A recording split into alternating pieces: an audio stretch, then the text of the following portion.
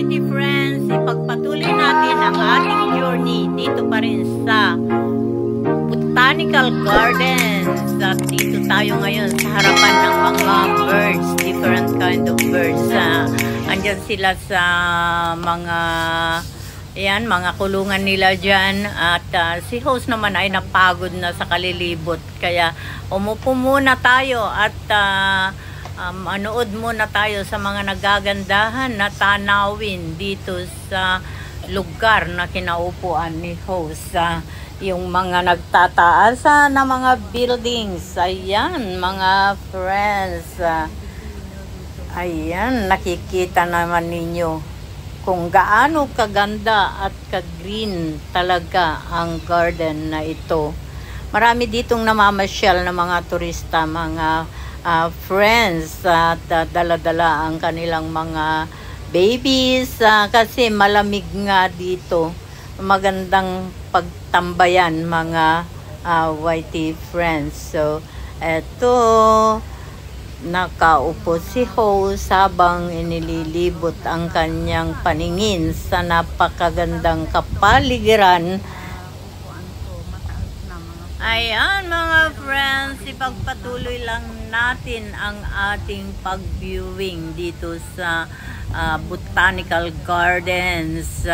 Tignan nyo yung mga punong kahoy. Matatanda na yan mga friends. 100 years plus. 100 plus na ang mga taon ng mga yan. Wow, imagine, meron pa nga dyan 120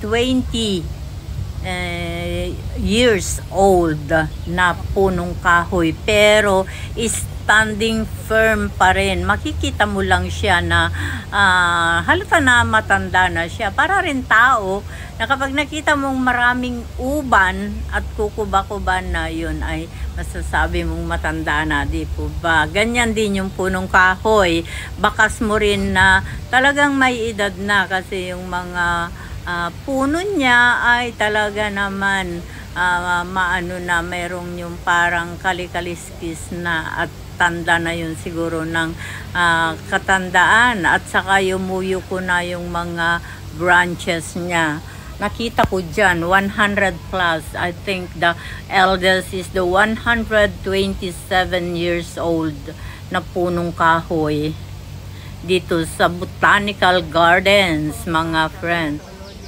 Mga huni ng mga ibon, ang mga awit nila ay napakagandang pakinggan mga friends. Tignan nyo yung mga nagtataasan na mga buildings dyan sa taas ng bundok. Mataas na itong Botanical Gardens, pero mayroon pang mas matataas na mga buildings nakatirik dyan sa bundok mga YT friends. Ganito kaganda ang Asia's World City, Hong Kong mga YT friends. So patuloy lang tayo sa ating paglilibot dito sa Botanical Gardens mga YT friends. At ayan, nagpakita muli si host para alam ninyo na ako nga itong nagbibideo at ako ang may-ari ng video ito. Joke lang. Ayan mga turista, yung mga nasa likod natin, mga Pilipino yan mga YT friends. Narinig ko kanina mga Pilipino yan na nag-tour dito sa Hong Kong. Ayan mga YT friends, nagpapalamig din sila at may dala silang baby. Ayan, napakaganda nga naman talaga ang tanawin, di po ba? Ayan mga YT friends, patuloy lang tayo sa ating pag-viewing. Tuloy-tuloy lang ang ligaya. Ayan mga friendly, sa very green na tanawin, mga green leaves, napakasarap sa mata, refreshing. At ayan mga friends, silibot ko muli kayo. At ayan mga friendly, maraming salamat talaga sa inyong pagsama kay host. Ayun, may nagdidilig doon ng halaman para hindi malanta yung mga halaman natin, para din tao na kailangan uminom ng tubig para laging masigla. Di po ba? Ganyan din yung mga halaman. Kailangan din diligan nila mga whitey friends para hindi sila mamatay. Ayan, patuloy lang si host sa paglalakad, pag-viewing. Kasama ko kayo mga whitey friends. Ayan, tuloy-tuloy lang. Hindi rin naman kaganda. Napaka-preskong tignan yung mga very green na mga halaman. Ayan mga friends, sana ay nag-i-enjoy din kayo sa pagsama kay host dito sa journey na ito. At ayan, meron din mga ganyan, mga lovers. Ayan mga friends, nandito na tayo at tayo ay mag-start ng pababa. Napadaan lang tayo dito. At nakita ko kasi ito, wow. Ano ba ito? Ano ba yan? Ano ka ba? Makatakot naman yung mukha. Is it a dinosaur? Di ko alam kung dinosaur yan. Dinosaur nga yata. Yan, may itlog yun, yung puti na hinalagay na. Kumbaga ay lalabas pa lang. Ayan mga white friends. Ito din. Dito pa rin tayo mga nagpapaganda dito sa Botanical Gardens ang dinosaur. Dinosaur ba yan? Oo yata. Natatakot akong lumapit doon. Tignan ko sana yung pangalan niya. Kung anong klase. Kasi meron siyang mga klase-klase. Kumbaga nationality ganyan dito. Sa mga animals, mga whitey friends. So, ayan, natakot naman si host na lumapit doon kasi maraming mga halaman. Pero ayan, kayo na lang ang mag-name kung dinosaur ba yan or what. Hindi ko alam. Ayan mga whitey friends, sumako naman tayo dito sa napakagandang kapaligiran na ito. Ayan mga friendly. Di po ba ang ganda, refreshing sa mga mata. Ayan nga, dinosaur nga yata ito. Parang nasa shell pa ng itlog. Kumbaga ay lalabas pa lang. Parang manok, ganun. Hindi ko alam, not surely what I'm talking. Ayan mga friendly, patuloy lang tayo. Patuloy lang at tayo ay malapit nang bumaba. Malapit na mga whitey friends. At syempre, napagod na rin si host sa kalalakad. Lakad ng lakad. So, ayan, preparing to go down. At kasi mataas itong kinalagyan natin mga whitey friends. Baga nasa taas tayo ng bundok. Bundok ng tralala.